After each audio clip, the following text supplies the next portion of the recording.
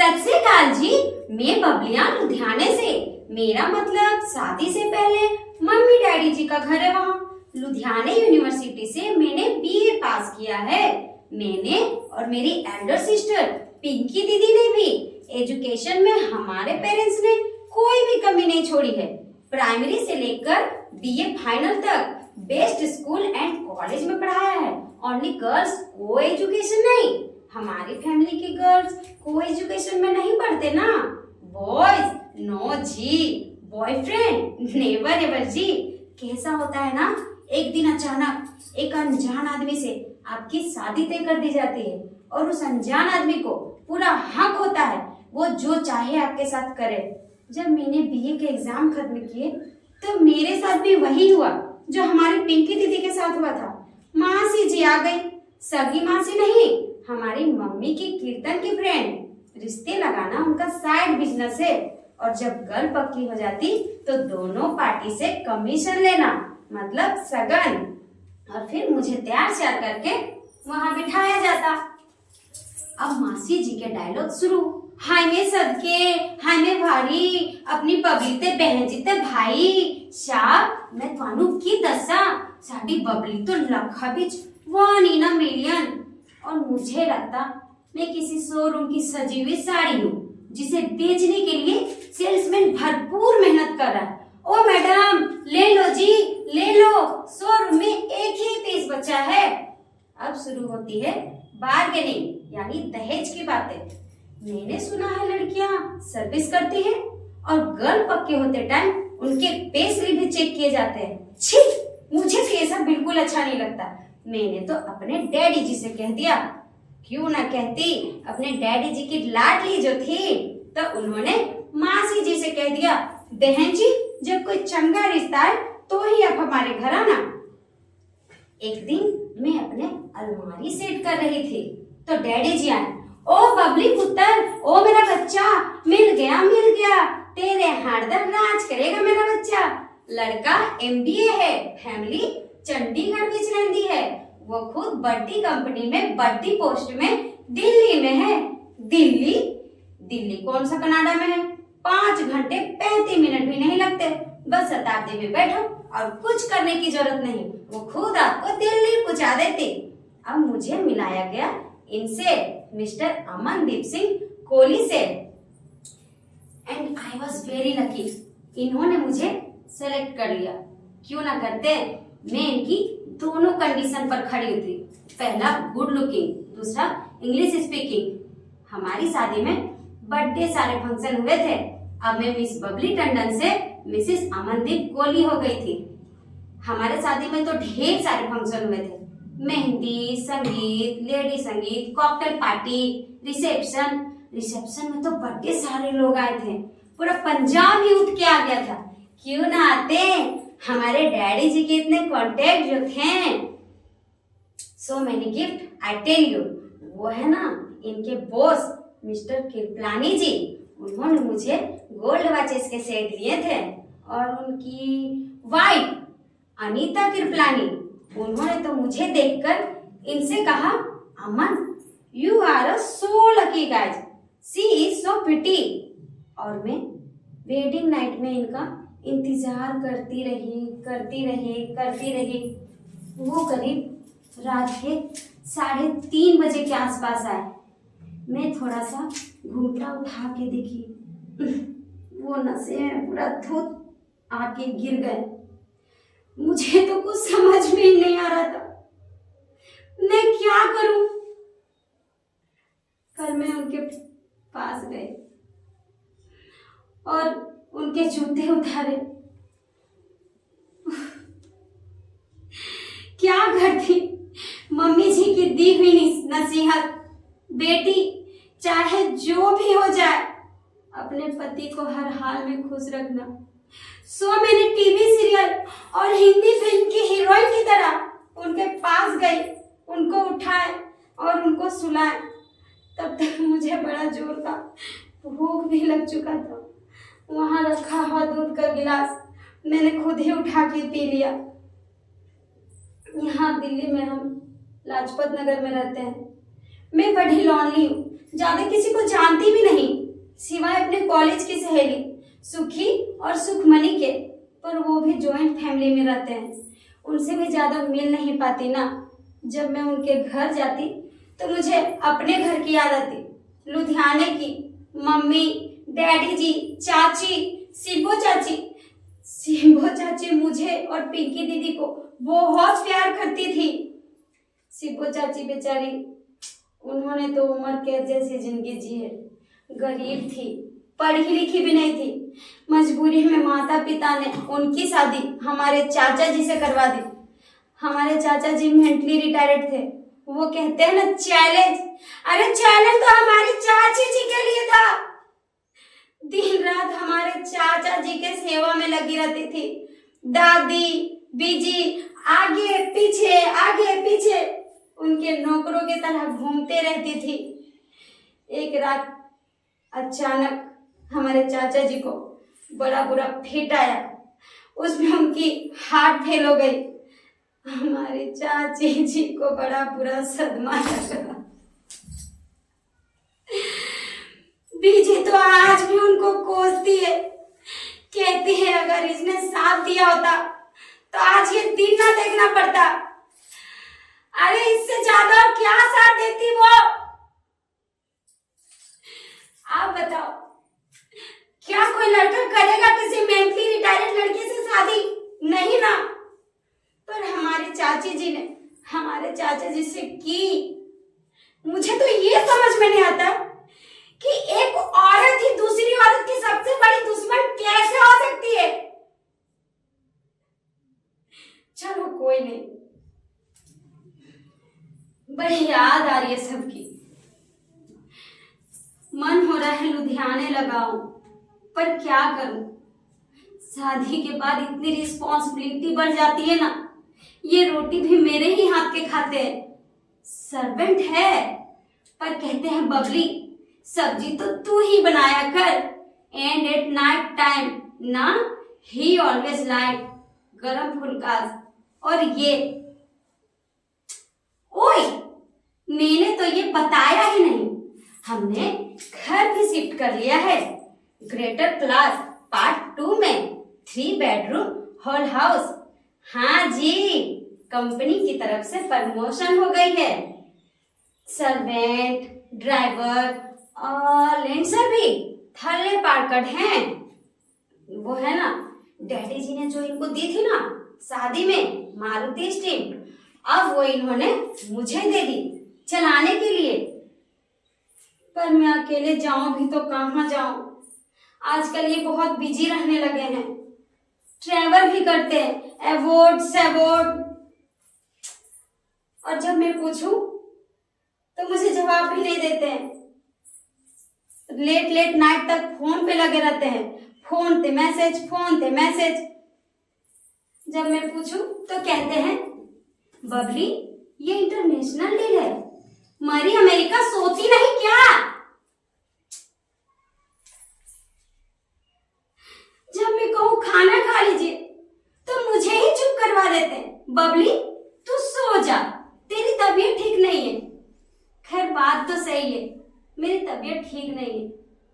कल मेरी अपॉइंटमेंट है लेडी डॉक्टर से। हाँ जी, प्रेगनेंसी टेस्ट। कल सुबह 7 o'clock मेरी लेडी डॉक्टर से अपॉइंटमेंट है।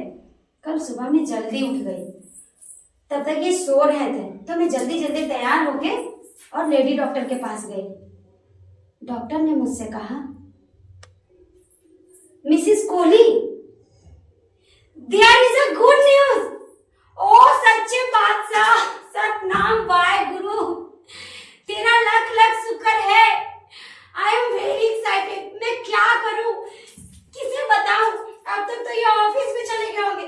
फोन करूं, फोन करके ऑफिस से घर बुलाऊं? नहीं, मैं खुद ही ऑफिस चल जाती हूँ। नहीं, मैं घर जाती हूँ और घर जाके ऑफिस में फोन करके फिर उनको बुलाती हूँ। मैं जल्दी घर गई और घर जाके उनको फोन लगाई। मैं गुरुद्वारे भी नहीं रुकी। और जब मैंने फोन लगाया,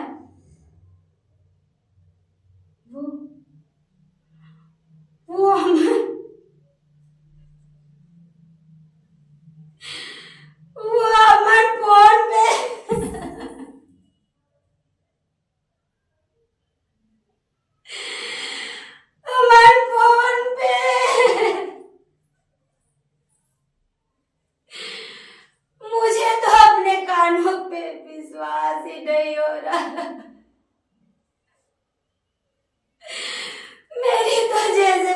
बदले जमीनी खसक गई हो।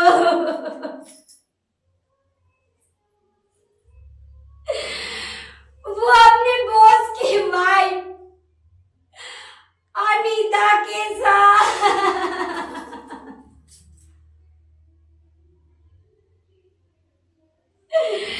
मैं क्या करूं, किसे बताऊं, कहां जाऊं? मम्मी जी को बताती हूँ, डैडी जी को।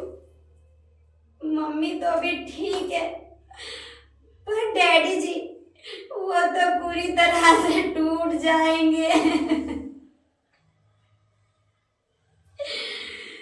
अमन, आपने ऐसा क्यों किया? ऐसा क्यों किया?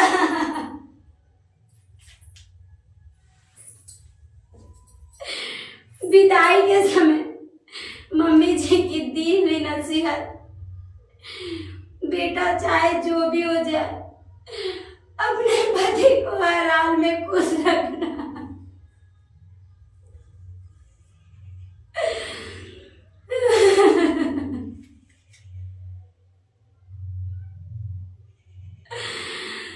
मैं क्या करूं?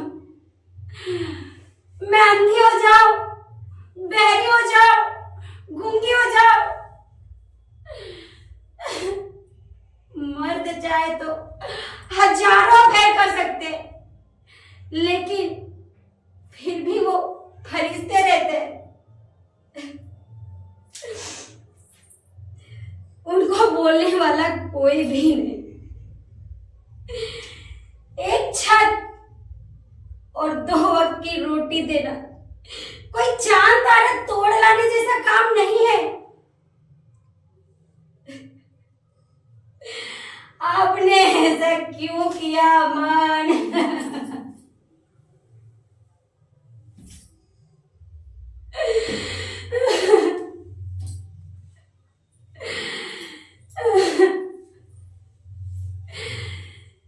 फिर भी औरतें अपने पति के लिए सब निछावर कर देती है, सब कुछ। आखिर क्यों? क्यों आखिर क्यों? सब कुछ गवा देती है, सब कुछ गवा देती है। आखिर क्यों? क्यों क्यों क्यों?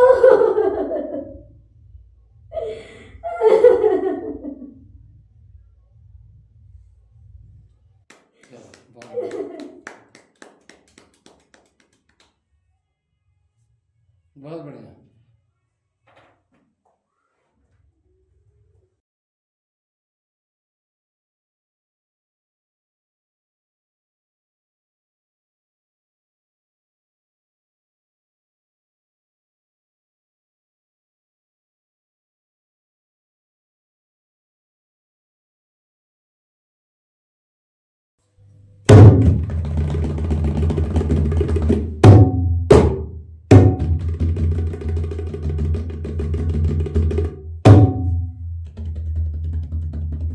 झूठे हैं यह स्तुति वचन, यह प्रशंसा वाक्य। कृष्ण ने किया है वही मैंने जो किया था पांडव शिविर में। सोया हुआ नशे में डूबा व्यक्ति होता है एक सा, उसने नशे में डूबे अपने ही बंधुजनों की है व्यापक हत्या। देख आया हूं अभी सागर तट की उज्जवल रेती पर, गाढ़े गाढ़े काले खून से सने हुए यादों योद्धाओं की अगिनत सब बिखरे पड़े हैं, जिसे मारा है खुद कृष्ण ने। उसने किया है वही मैंने जो किया था उस रात। फर्क कितना है, मैंने मारा था शत्रुओं को, उसने अपने ही वंश वालों को मारा है। वहां है अश्वत्थ वृक्ष के नीचे बैठा हुआ, शक्ति छीन तेजहीन थका हुआ। उससे पूछूंगा मैं, ये जो करोड़ों यमलोकों की यातनाएं कुतर रही है मेरे मांसों को, क्यों ये जख्म फूट नहीं पड़ते उसके कमल तन पर? क्यों ये जख्म फूट नहीं पड़ते उसके कमल तन पर? मैंने कहा था कभी मुझको मत बाहे दो, फिर भी घेरे रहूंगा तुम्हें। मुझको मत नयन दो, फिर भी देखता रहूंगा तुम्हें। मुझको पग दो फिर भी तुम तक पहुंच कर रहूंगा प्रभु। आज वह सारा अभिमान मेरा टूट गया। जीवन भर रहा निरपेक्ष सत्य, कर्मों में उतरा नहीं। धीरे धीरे खोदी दिव्य दृष्टि। उस दिन वन के उस भयानक अग्निकांड में घुटने भी झुलस गए। ठहरो, ओ ठहरो। वह सुनता नहीं। ज्योति बुझ रही है वहां। कैसे मैं पहुंचू अश्वत्थ वृक्ष के नीचे? घिसट घिसट कर आया हूं सैकड़ों को। बुझ गए सभी नक्षत्र, छा गया तिमिरगम। और भयंकर लगने लगा भयंकर वन। बुझ गए सभी नक्षत्र, छा गया तिमिरगम। और भयंकर लगने लगा भयंकर वन। जिस क्षण प्रभु ने प्रस्थान किया, तो पर युग बीत गया उस क्षण।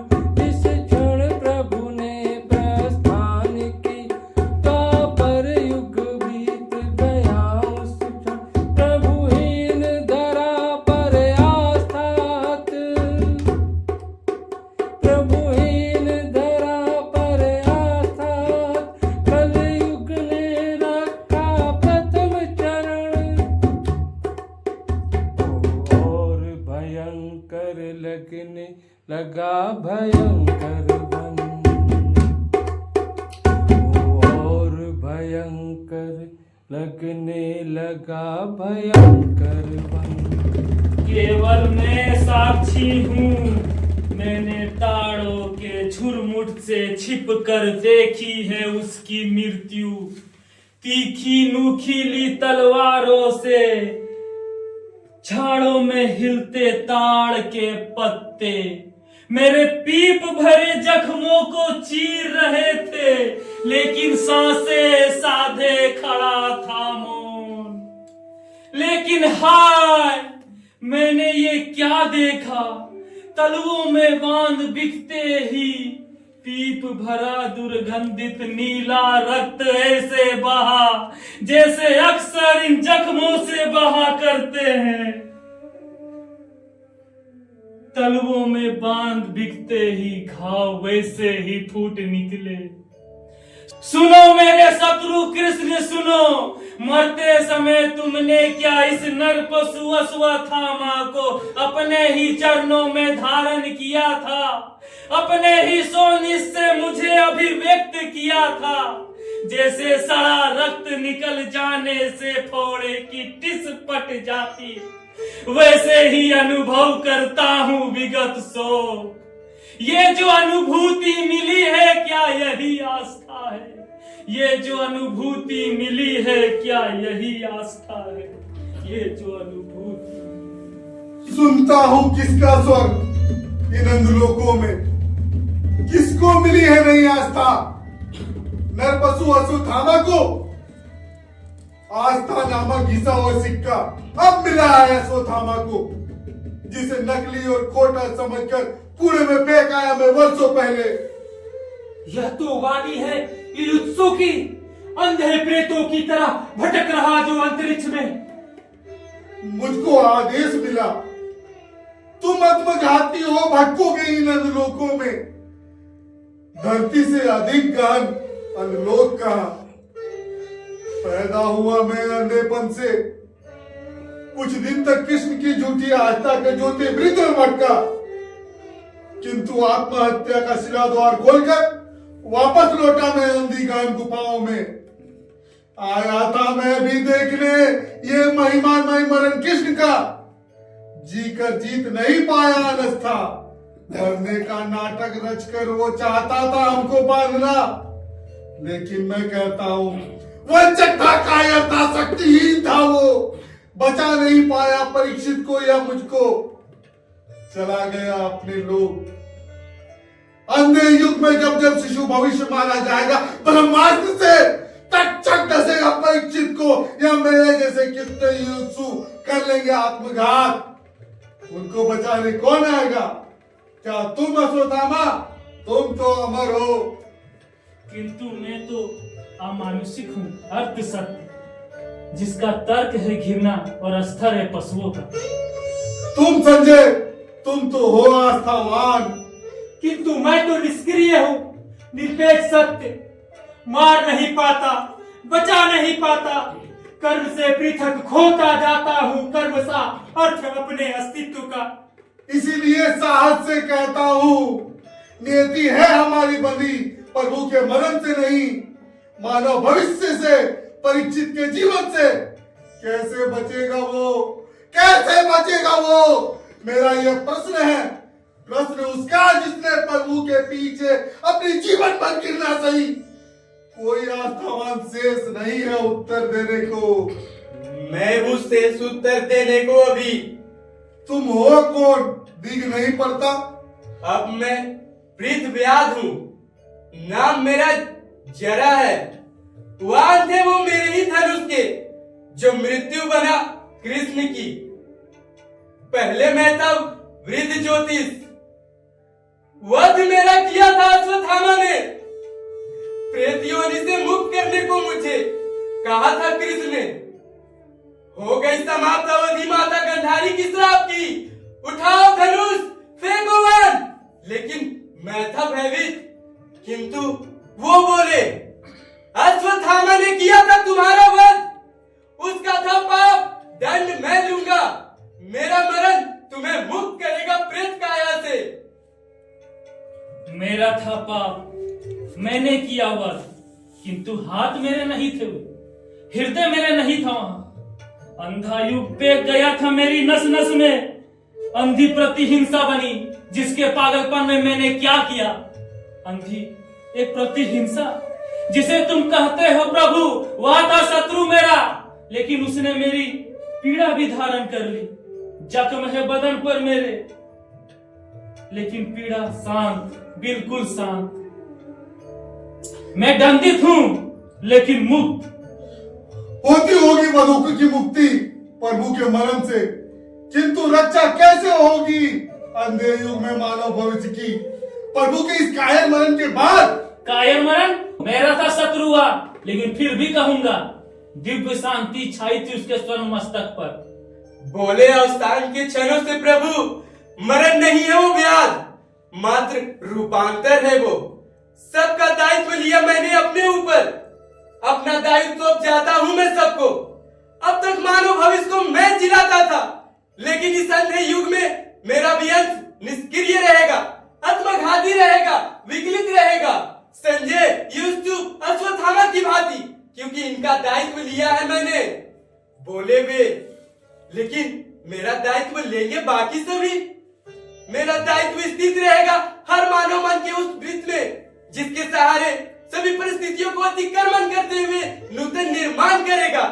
पिछले ध्वंसों पर मर्यादा युक्त आचरण में, नूतन सृजन में, निर्भयता के, साहस के, ममता के, रस के क्षण में जीवित और सक्रिय हो उठूंगा मैं बार बार।